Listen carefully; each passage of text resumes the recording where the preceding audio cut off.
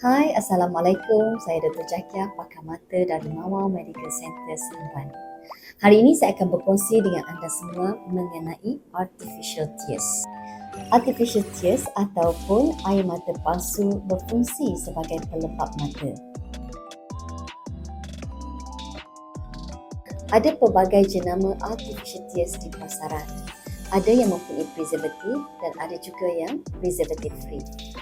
Ubat mata yang mempunyai preservatif biasanya dijual di dalam botol dan boleh bertahan selama sebulan selepas dibuka.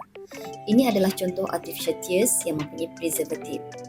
Ia boleh digunakan 1 titis 3 hingga 4 kali sehari.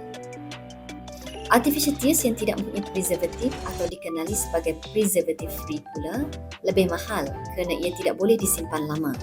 Ia didatangkan dalam botol kecil atau vial dan hendaklah dihabiskan dalam tempoh 24 jam.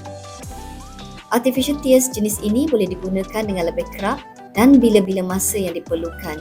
Ia juga sesuai untuk digunakan oleh pemakai kanta lekap atau contact lens. Jumpa lagi di video yang akan datang.